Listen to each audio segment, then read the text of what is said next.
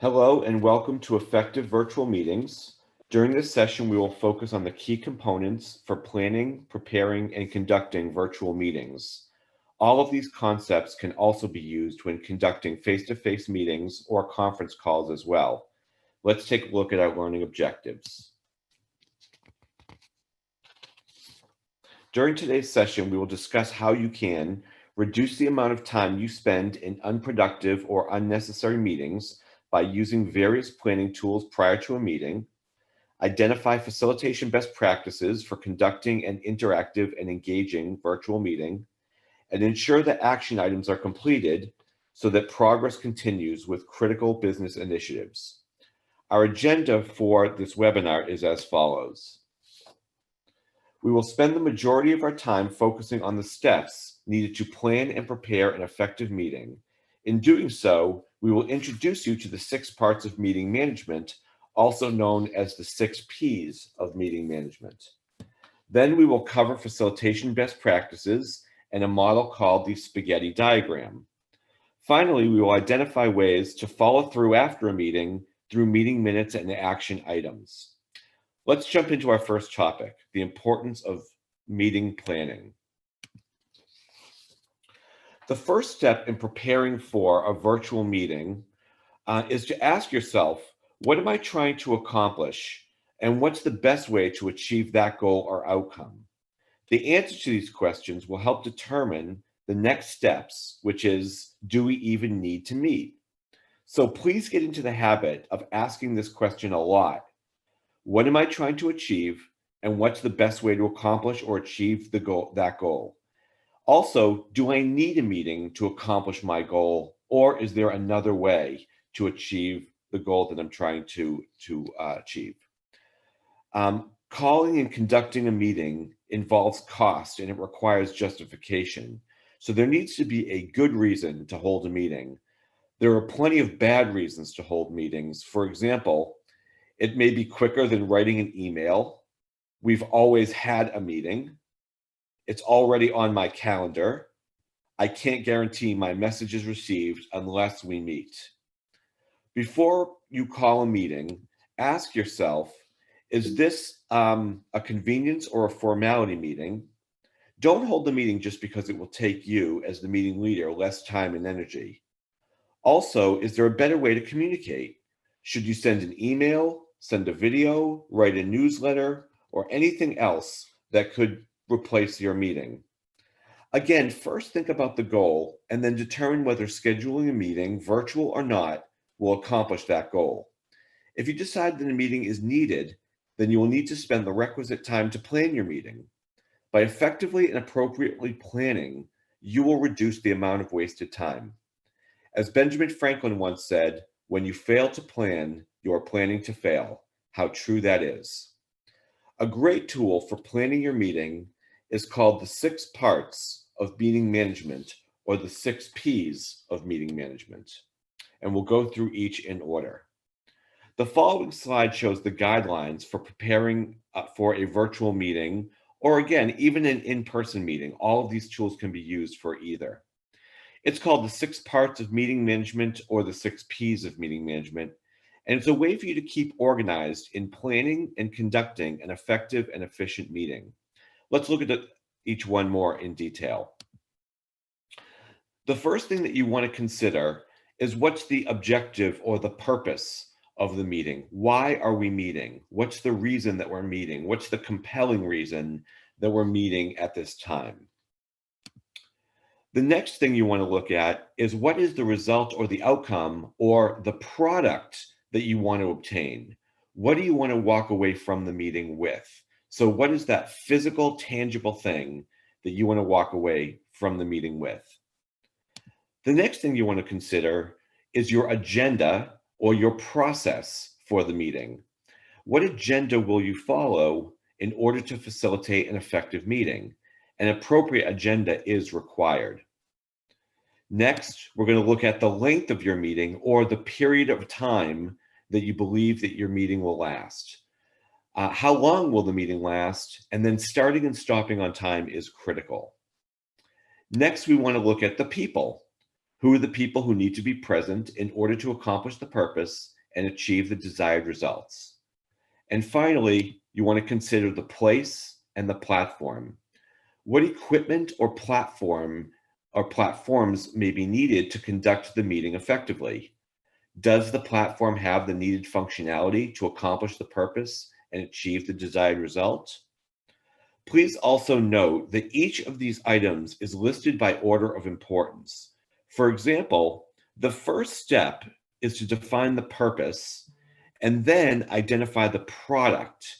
The process and the length or the period of time are third and fourth respectively, based upon the purpose that you're trying to achieve and the product that you want to walk away with. So this can be considered a step-by-step approach to planning for and preparing for an effective virtual meeting. Let's look at each one in detail. Once we have thought about what type of meeting we will hold, we then need to define the purpose. And let's talk about this first. The purpose is simply the reason for which something exists. The purpose should be compelling to each invited participant. For example, the purpose of this meeting may be to explore all options for the new HR system, or the purpose of this meeting may be to assess and prioritize problems with the new invoicing system. The purpose should let invitees know specifically why they're being invited. You need to convince them that the meeting is important and that they should attend.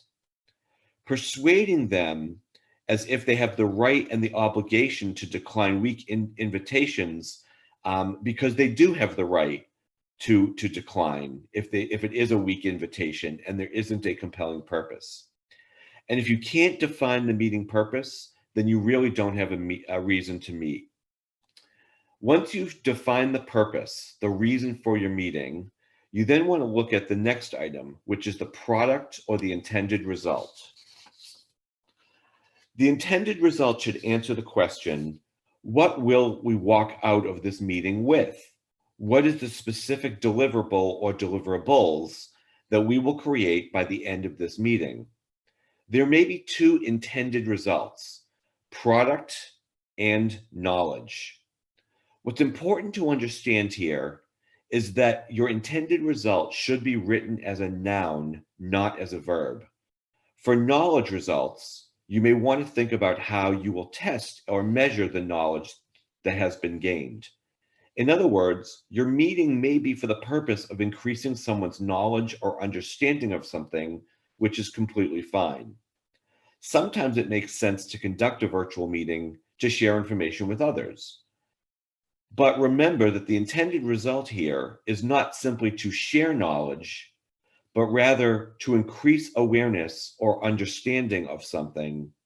So the next question that you might want to ask yourself is, how will I know that that awareness or understanding has been increased?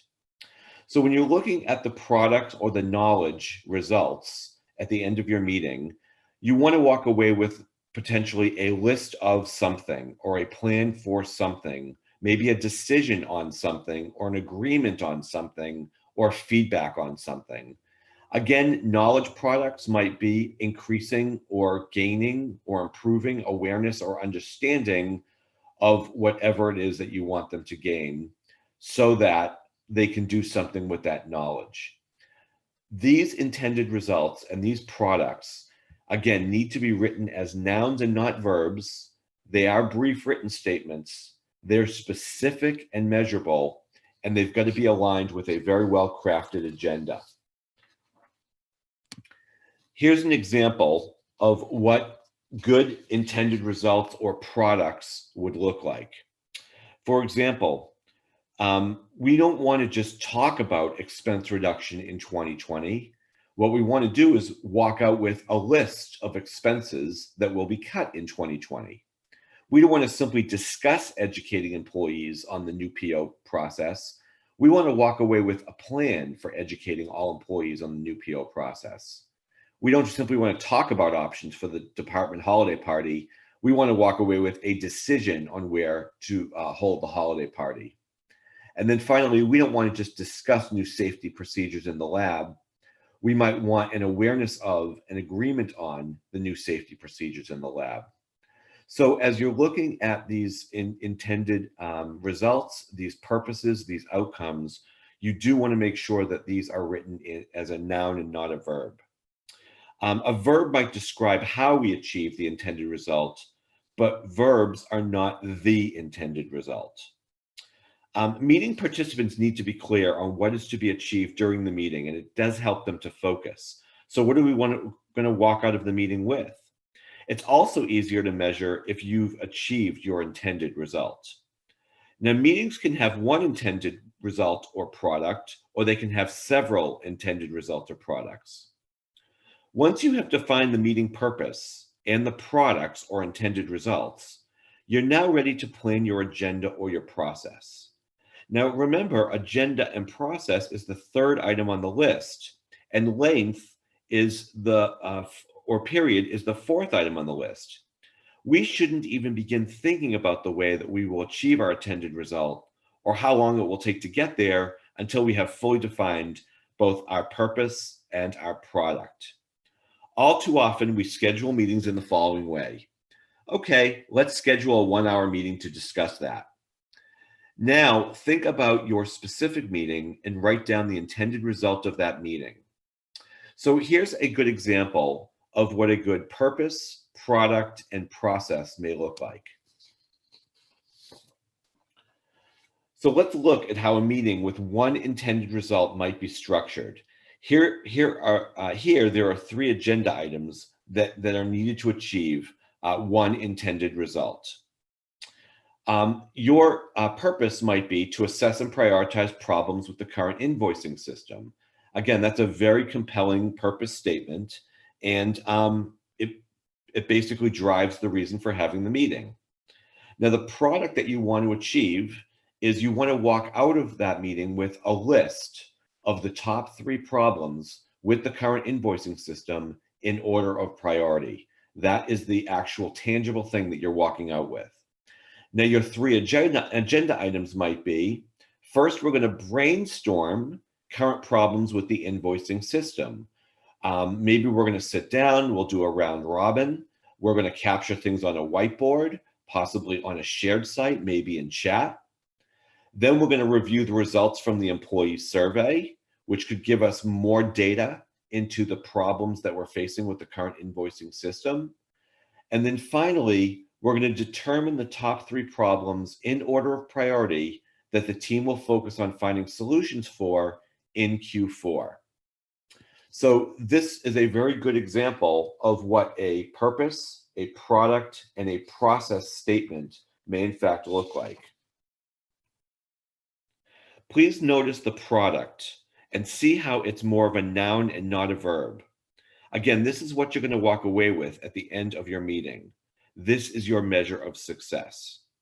And finally, again, the agenda items are those things that are going to support the product and the purpose that you're trying to achieve. If intended results are your final destination, then the agenda is the path to reaching that destination. An agenda should be well thought out and include realistic time allotments and owners for each item so that participants can prepare prior to the meeting. The most important items should be at the beginning of the meeting. So first and foremost, determine how you intend to achieve your purpose and product. What steps are you going to take to get your intended results, and what's the agenda? This is, again, the third step in preparing and planning for an effective meeting. Make sure that you do determine those realistic time allotments, that you do have enough time to get done what you need to get done. The process that you choose is going to determine the time needed for the meeting, not the other time around. So rather than just simply saying, let's schedule an hour to discuss this, you should determine the purpose, identify the product or products, and then based on that, figure out the process and then the period of time that you're going to need to accomplish that process. That's when you schedule the meeting and say, our meeting will take 90 minutes in order to accomplish this goal, in order to achieve this product or this intended result. You want to assign owners to each component of the process. And if you expect certain individuals to be responsible for an agenda item, list them as owners on the agenda. Make sure that they know what you're expecting from them in regards to an agenda item. And this may likely require a one-on-one conversation with that person. Define the expectations of the participants. In other words, is there any pre-reading or pre-thinking that you need them to do? Showing up prepared for a meeting should be the expectation. However, you need to give them ample time to do any pre-work. In other words, don't send out a 15-page pre-read the night before the meeting. Make sure that you include the meeting agenda's intended results with the agenda itself. And then at the end of the meeting, you want to leave time to conduct a plus delta, which we'll talk about later. These are all best practices for preparing for, planning, and conducting effective virtual meetings, as well as in-person meetings. Now, another decision point that we want to talk about in terms of process tools might be around what will work remotely and what won't. In other words, in determining our process, you might want to consider whether your tool or your technology or your platform can accomplish the goals that you'd like to achieve. So let's look at a few of these different techniques.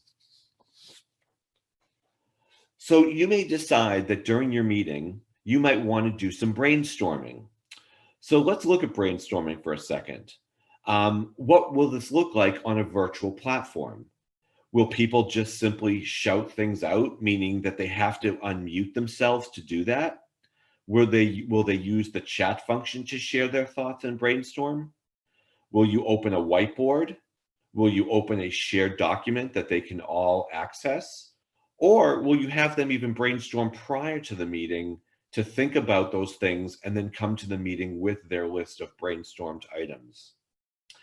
If you use voting to make a decision, how will that be accomplished? How will you get folks to vote? What are you going to use in terms of the platform? What's going to be your process for voting?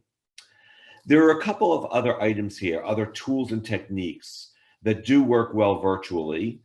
These are ones that you can simply go online and Google, but you can use a mind map. A mind map is simply a way of categorizing certain information into, again, certain categories. You might want to use a certain decision matrix. Perhaps you want to make a decision and you may want to use a decision matrix to help you and make that decision. Do you want to do a root cause analysis or find out all of the things that could be causing the problem or the concern to happen? You may want to use something called a fishbone diagram. Again, you can simply Google that. Do you want to use a round robin technique, in your process, or are there other techniques that you'd like to use in your process? Once you have a sense of the process that you're going to employ during your meeting, your next step is to ensure that the right people are in fact in the meeting. Again, thinking of these different ways to conduct your meeting is very important, and it needs to be done as part of the planning process. So now looking at the people who should be invited, if you're worried that your agenda may get hijacked by someone in the meeting, you can certainly plan for this as well by creating a parking lot and maybe creating norms, which we'll discuss very soon. But one of the things you want to discuss and decide about the people in the room is, are the right people in the room? So using this acronym RIN is a very helpful way to determine who should be invited to the meeting. Do the people in the meeting have the authority? Do they have the resources? Do they have the expertise, the information, and do they need to be involved? Really understanding that each person in the meeting does play a specific role is an important part of your meeting. You may also want to consider assigning meeting roles to different people in the meeting. So, for example, there are a few different meeting roles listed here. The meeting leader is the person that runs the meeting. The facilitator maybe the person that facilitates the discussion, maybe facilitates the brainstorming or the breakout rooms. You could have a minute taker or an action register. This could be the same person, or they could be different people. You might have someone who's a timekeeper in your meeting who keeps time and keeps us on track with the agenda. You might also have a scribe, and the scribe might be someone who is capturing information on a whiteboard, or they could be capturing information on a shared document, and they're typing in information for everyone else to see. Again, some of these roles can overlap. They might be the same person, or they might be different people. Oftentimes what I see is that the meeting leader ends up being the facilitator, the minute taker, the action register, the timekeeper, and the scribe. And in order to sort of share that responsibility, you might want to assign different meeting roles to different people. That actually accomplishes a couple of things. First and foremost, it accomplishes the goal of having people develop their skills in areas that might be outside of their comfort zone. So for example, if someone has never facilitated a meeting before, but now you've asked them to be the meeting facilitator, they can now increase and improve those skills as a facilitator. What this also does is it keeps people focused. If someone knows that their role is to be the minute taker or the timekeeper or maybe the scribe, they will stay more focused on the meeting because they know they have an important role to play in that meeting. Plus, it takes the burden off of you as the meeting leader to do all of these different things and to take on all of these different roles. You might even want to consider switching meeting roles, maybe from meeting to meeting, possibly on a monthly basis or a quarterly basis. You can have different people doing different roles to, again, develop different skills. So this is, again, a really important, good practice for effectively involving all the people in your meeting.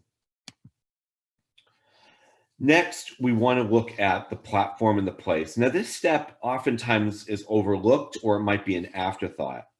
And if you're conducting a virtual meeting, you want to make sure that the tool has the functionality that you're going to need in order to complete the process that you've established. And we've touched on this before. Having a good understanding of your tool's functionality is very critical. As a matter of fact, recently I worked at a client and was delivering a virtual training program.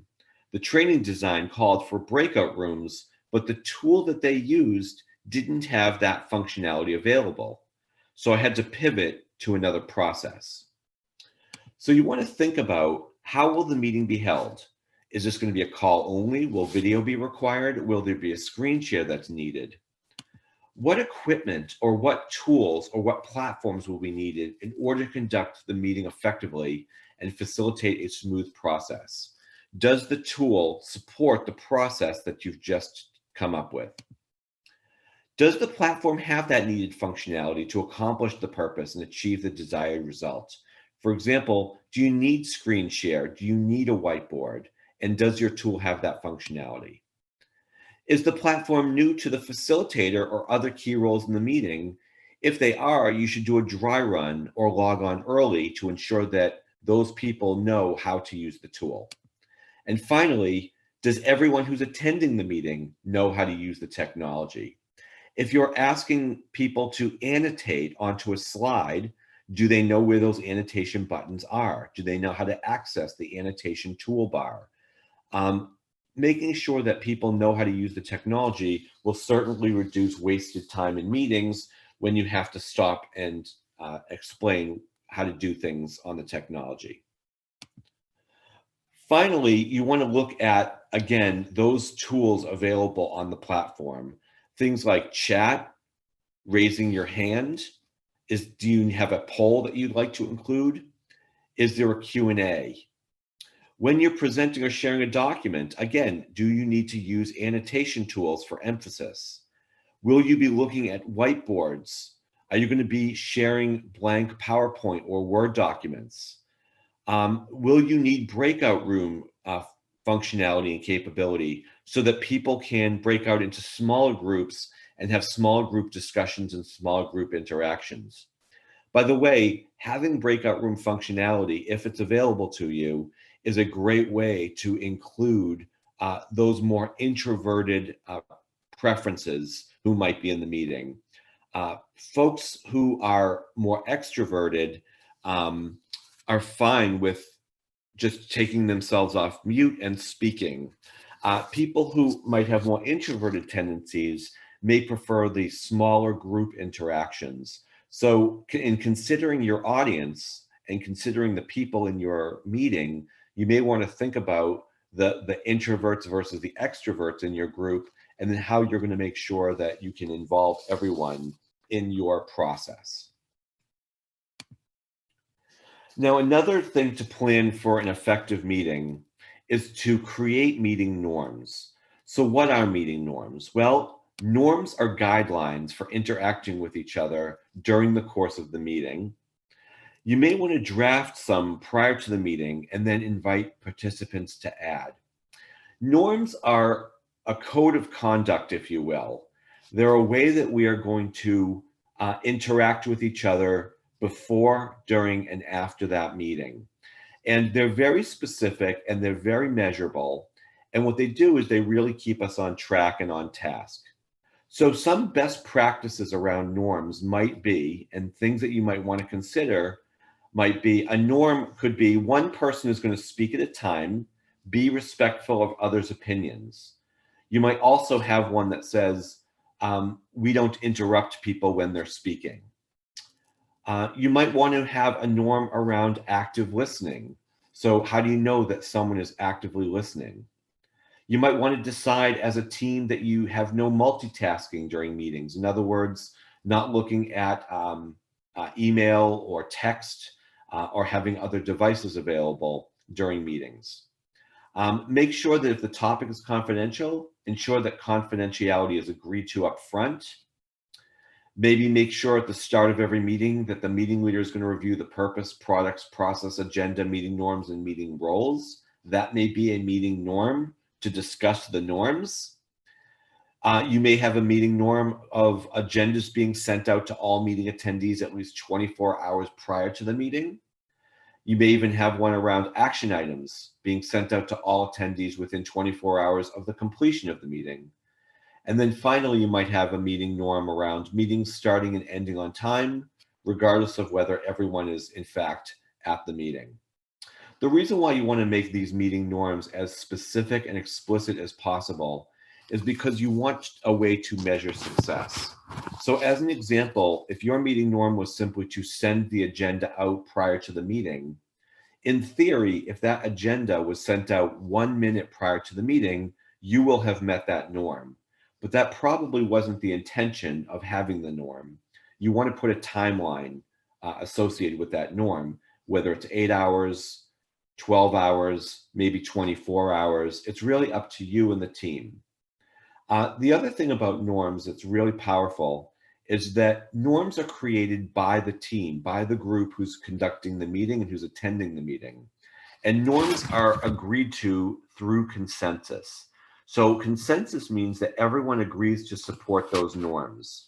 So these are not rules that you as the meeting leader are telling everyone that this has to happen.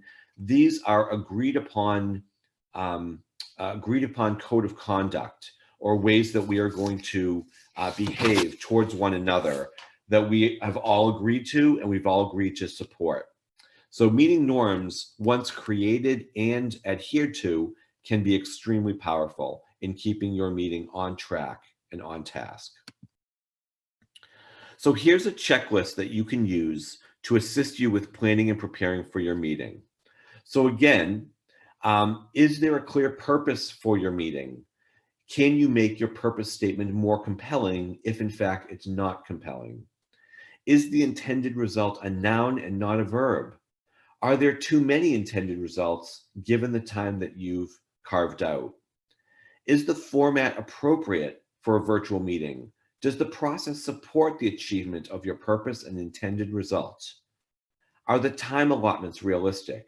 Since it's a virtual meeting, can it in fact be shorter? Does each agenda item have an owner? Do those owners know that they are in fact owners of the agenda items? Does everyone in the meeting have a role and responsibility? And do they understand what that role and responsibility is? And then finally, would you want to go to this meeting? So we've spent a good amount of time talking about planning for and preparing for an effective virtual meeting, or in fact, any meeting that you conduct. Planning and preparing is vital. It's absolutely critical.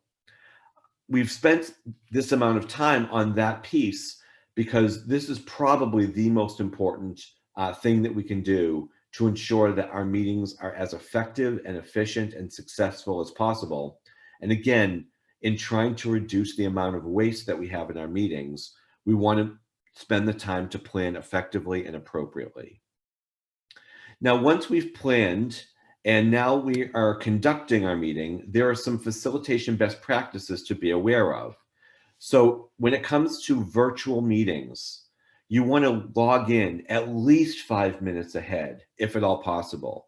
And that can only be achieved if if there's space between your meetings. If your meetings are going up until the hour and then they're starting on the hour, you will have a tough time in achieving that particular goal.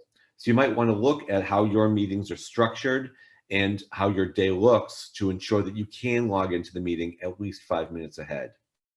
You want to validate who's on the call via login information or verbally. Welcome the members. Make sure that you review the agenda, which should include the purpose and the product. Use names and be clear about whose turn it is to contribute.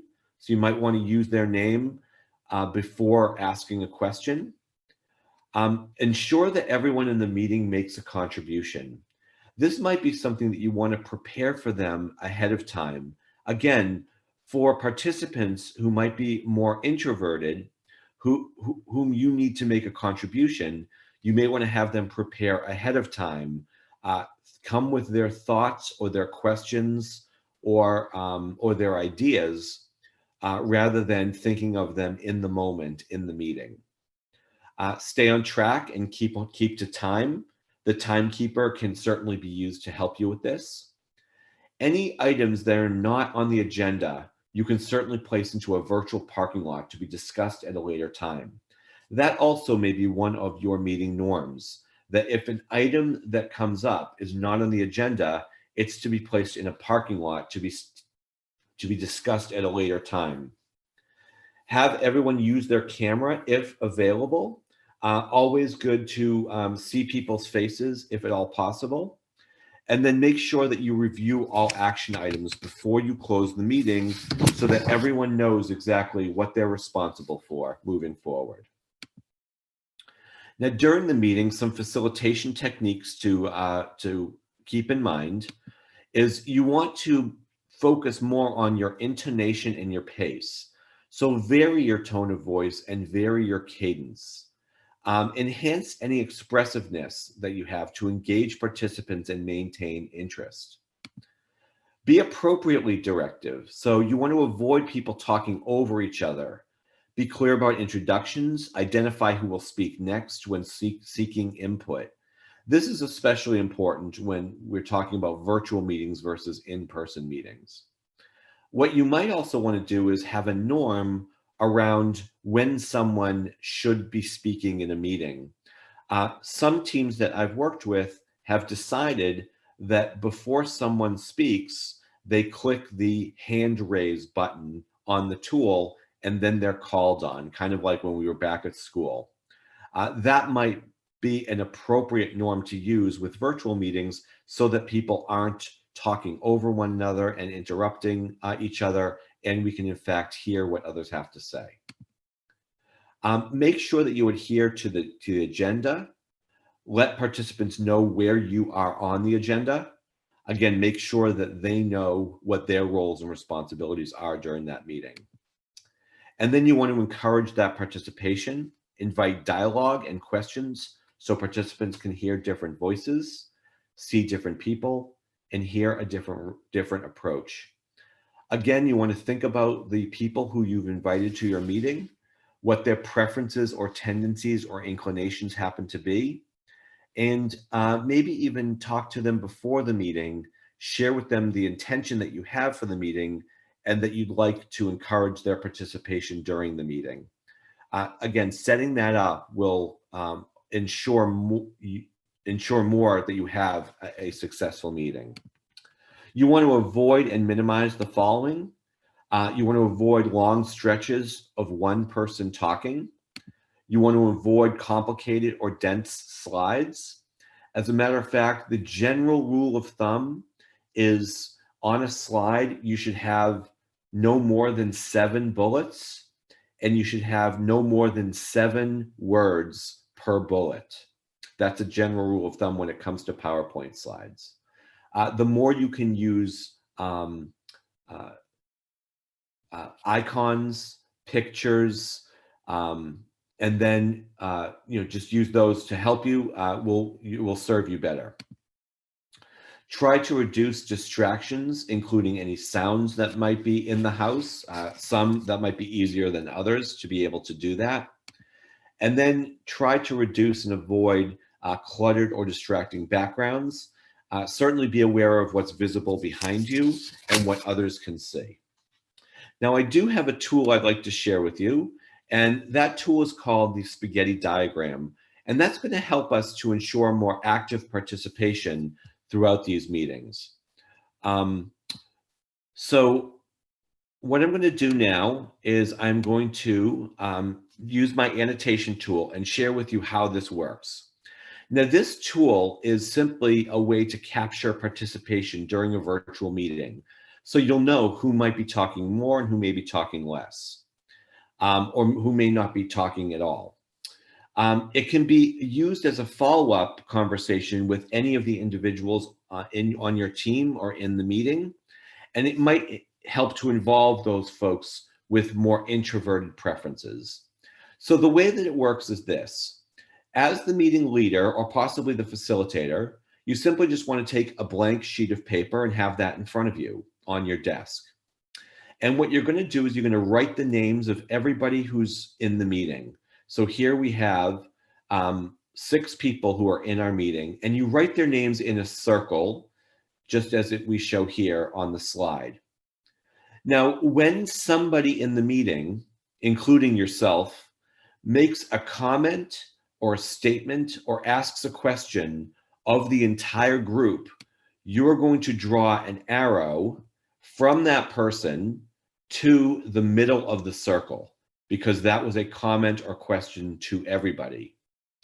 When somebody in the meeting is making a comment, making a statement, or asking a question of another individual in the meeting, you're going to draw an arrow from that person to the other person. So that's all we're doing, is we're just simply capturing where the comment or the question or statement is coming from and to whom it's going, whether it's going to the entire group or whether it's going to one particular individual. And what you might have is you might have this. Maybe Janet asks Amir something and Amir responds back to Janet. Then Amir asks Greg something and Greg responds to Amir. Greg then says something to the group. Amir then says something to the group. Maybe Janet then says something to the group. Amir then asks Dave a question. Dave might respond to Amir's question. Amir might follow up with Dave. Dave might then follow up with Amir. Then Dave and Janet have a few interactions. And then Dave says something to the group as a whole. And maybe Greg says something to the group as a whole. So what you get at the end of your meeting is a whole bunch of arrows. You've got the front of the arrow and the back of the arrow, and it starts to look like uncooked spaghetti. That's why we call it the spaghetti diagram. But what you can glean from this particular model and this particular tool is you can see who's participating more, who's participating less, or who's participating just the right amount. You'll notice too, in this particular example, that Candace and Vered had really not been addressed by anyone, nor have they responded to or said anything to anyone in that particular meeting. This data could be helpful to you to have follow-up conversations with the people in your meeting. So at the end of a few meetings or at the end of this meeting, you might pull Candace aside and you might say, hey, Candace, I noticed that you didn't participate very much in the meeting. You didn't really ask any questions. You really didn't raise any concerns. How can we get you to participate more? What do you need in order for you to really be part of the discussion? And have that one-on-one dialogue with Candace to try and get her to participate more in the conversation. What you might also do is you might pull Amir aside, and you might ask Amir, "Hey, Amir, I've noticed that you participated quite a bit in our meeting. I'd like to get other people involved. How can we maybe put things onto a parking lot so that we can discuss them later? Because a few of the things that you mentioned were not on our agenda, and we want to make sure that we just stay focused with our agenda." So again, this just simply gives you data that you can use moving forward to have those discussions with other people in the room. Let me now clear the deck here and move on to the next piece. So now, in terms of closing the meeting, it's really a best practice to conduct a plus delta of the end of meetings as needed. A plus delta is simply taking the last minute or two of your meeting agenda and then discussing with the people in the meeting what worked well today, what were the pluses, what did you like, and then the delta was what could have been better. What should we do better next time? What should we do differently next time? That's what the delta is. So having a plus delta is going to ensure hopefully continuous improvement of your meetings by capturing this data and this feedback and then implementing those changes for upcoming meetings. Now, once you've concluded your meeting, you need to follow through at the end of your meeting. Now, it's the responsibility of the meeting leader, not the recorder or the facilitator, to distribute an accurate and complete action item template, as well as complete meeting minutes after the meeting is over. You want to make sure that you distribute to all meeting participants, as well as any other stakeholders who might need to know what occurred in the meeting. Always a best practice to save all information in a shared online SharePoint site for future access, so that you don't have to worry about sending out emails to everyone and having people try and find those meeting minutes and action items in their inbox. You then want to make sure that all action items are being worked on and completed by the agreed upon deadline. That's why it's always a best practice before you end your meeting to then quickly go over the action items, make sure that everyone knows what they're supposed to do and by when they're supposed to do it. When a stakeholder misses a meeting, which could certainly happen, there should be a shared responsibility to follow up. So responsibility on your end and responsibility on their end. If you find that stakeholders that miss your meetings are not following up with you after the meeting to find out what happened, you might need to consider why your meeting doesn't seem important to them. So what could you do in this particular situation? How could you approach this person and have this conversation? Maybe your meeting purpose is not compelling enough. Maybe the person did not understand the importance of that role in their meeting. So having offline one-on-one conversations to ensure that they understand the importance of their attendance in the meeting may be important. You might, again, want to check in with those stakeholders, make sure you learn their perspective as to why they're not attending meetings. And you may want to revisit your meeting altogether, potentially. Is there really a need for the meeting? Or maybe you should have used a different approach rather than conducting a meeting. Last but not least, here's a list of suggested reading. These are some articles and some books on how to run more successful meetings, both virtual meetings as well as in-person meetings. I hope that you enjoyed this webinar and that you found it to be a valuable use of your time, and that you will start to use some of the tools, techniques, tips, and tricks to more effectively prepare for, plan for, and conduct your virtual meetings moving forward. Thanks very much.